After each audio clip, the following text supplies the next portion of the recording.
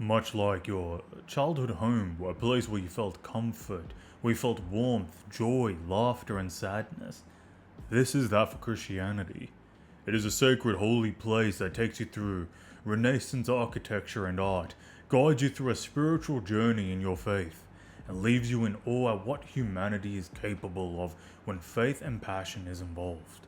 Basilica Papal di San Pietro, commonly known as St. Peter's Basilica, is one of the most sacred churches in the world. And in Christendom, really.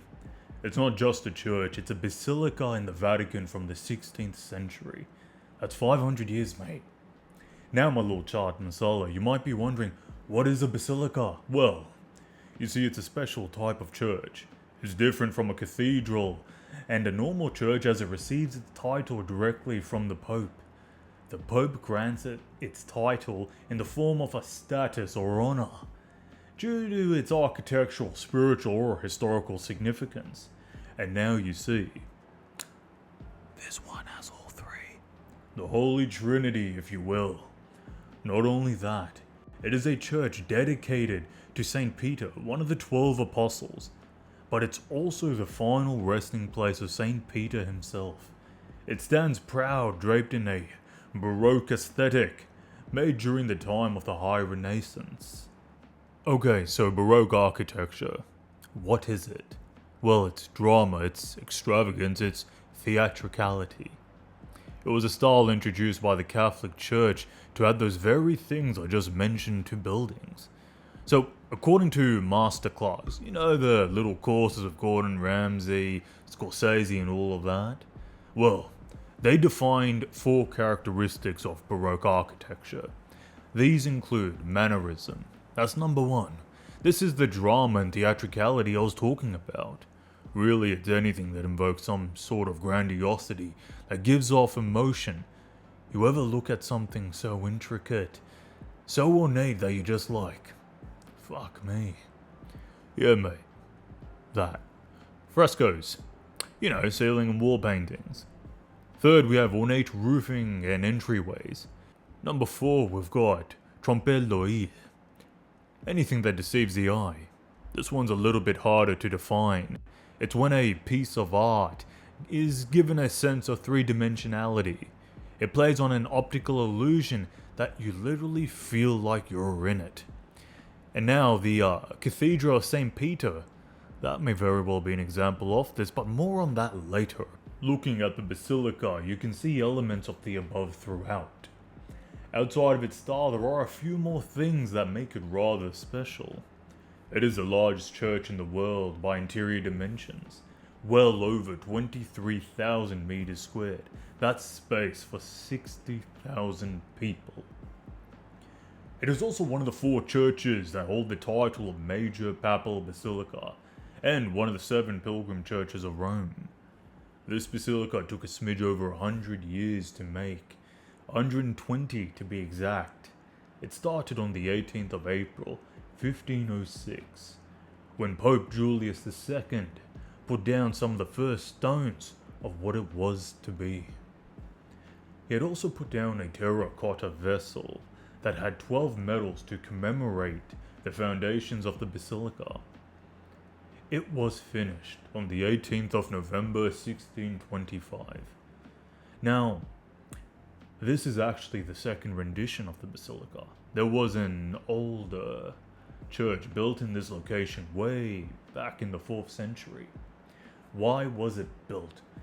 Well, it was built to centralize Christendom. This would be the place of worship and gathering, a place of pilgrimage. And that is what it still is to this day. Its construction timeline, it's a little bit complicated, so to keep things simple, we'll go through the primary figures, and then we'll run through the timeline. So in total we had 5 architects, 1 interior designer, and 2 builders.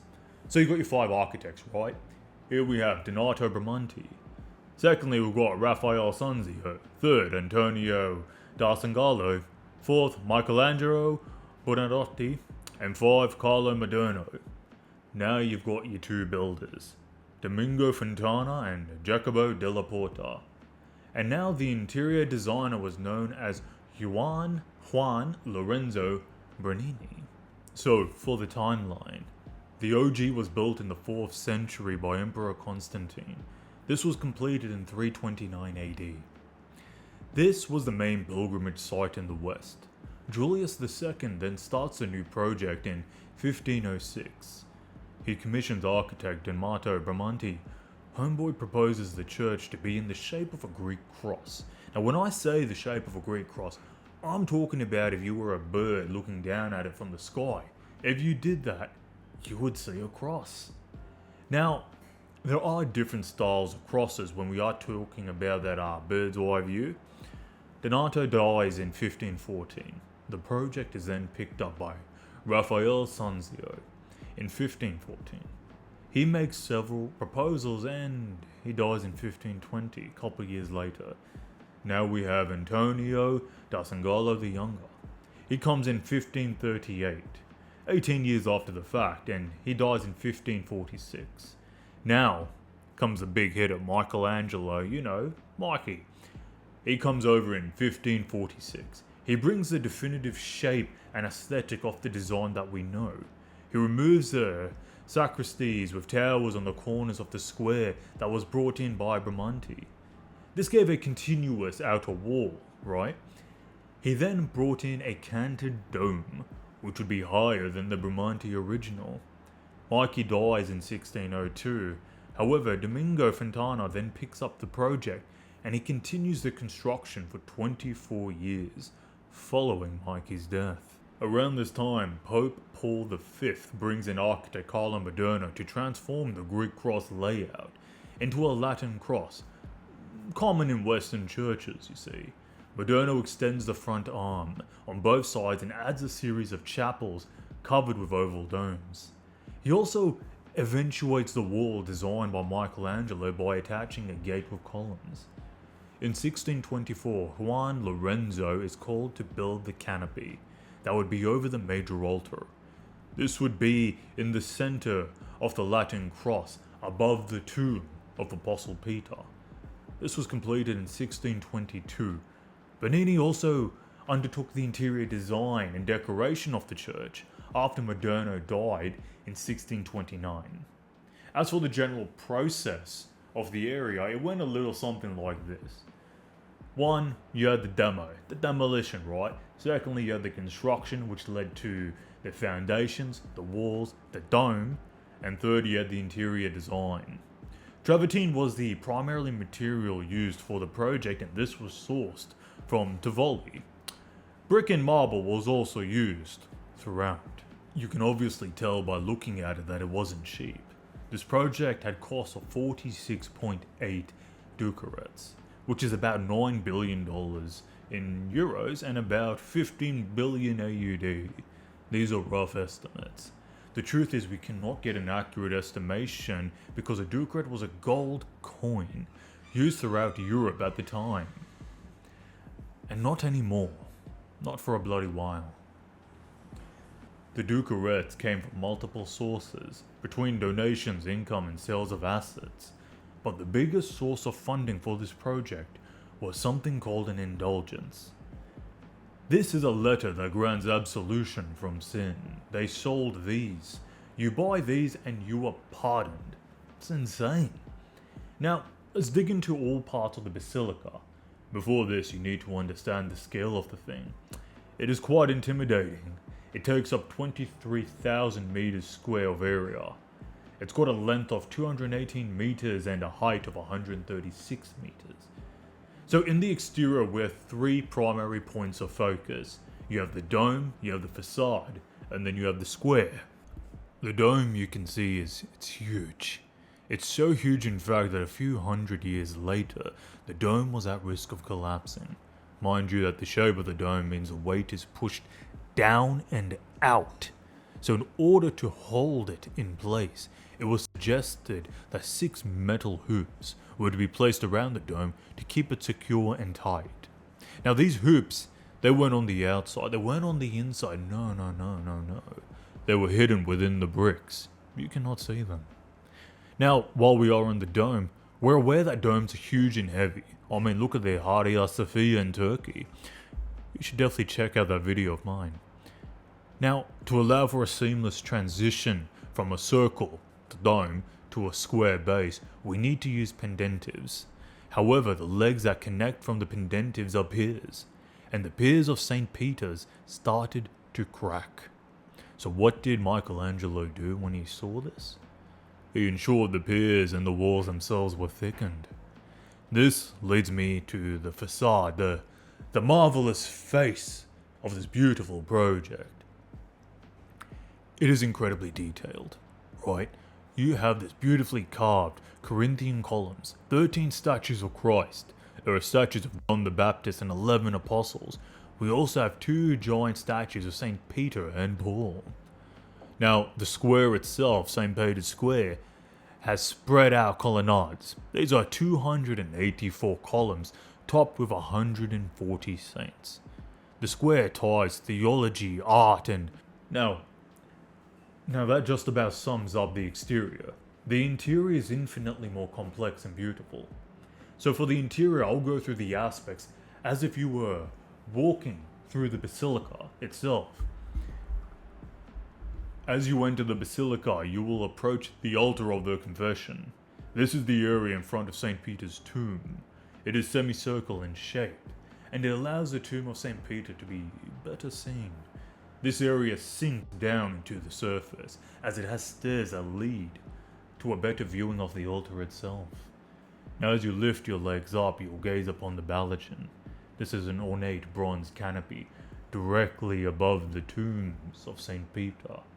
You've got these columns that twist vertically up, all to the roof of the canopy, and above them all, a cross.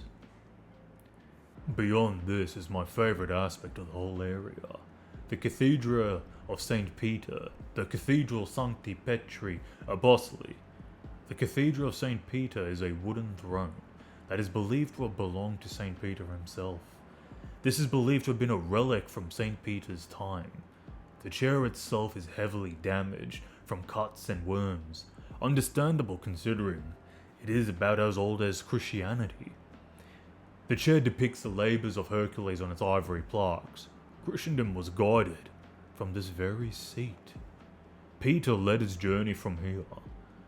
The chair is housed within and protected with an unbelievably beautiful bronze monument by Gian Lorenzo Bernini. It's a reliquary? Now, what is a reliquary? It's a container for the relic, and how sometimes a reliquary takes on the form of the very thing inside. We have a bronze ornate throne. The throne has a depiction of Christ asking Peter to tend to his sheep. The throne is raised by statues of 4 doctors of the church. On the western side you have St. Augustine and St. Ambrose, and on the eastern side you have St. John and St. Athanasius. Above the throne were also cherubs holding up a papal tiara and keys. Now this is my favourite part of the whole thing. The tinted window from which gilded light streams fill in the space with sculpted clouds. Amongst these we see angels spread throughout. I can't explain the way it makes me feel, but it's combined light with fine materials depicting sun rays. It's awe-inspiring, and it is that very example of trompe l'oeil that I previously discussed. It feels like you're in this artwork. Now we've got the lower levels of the Basilica. 5 to 12 meters below the Basilica we have the City of the Dead, an ancient Roman burial ground, the necropolis.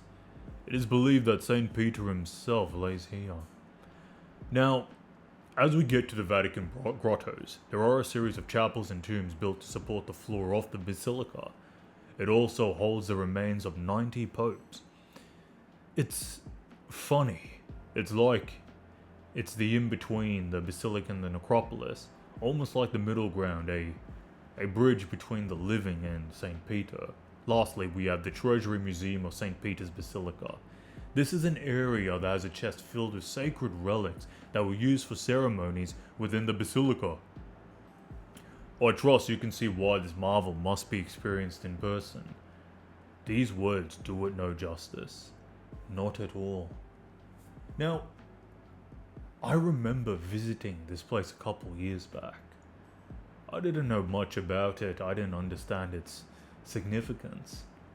What I do remember is the way the air felt, the way it smelled. There was this drop in temperature as you entered through the entryway. There was a calmness that would fall over me just by being there. I don't know how long I was there for. Seeing the Cathedral of St. Peter, it felt like time had stopped. Anyway, definitely sauce it out, and I'll see you in the next one.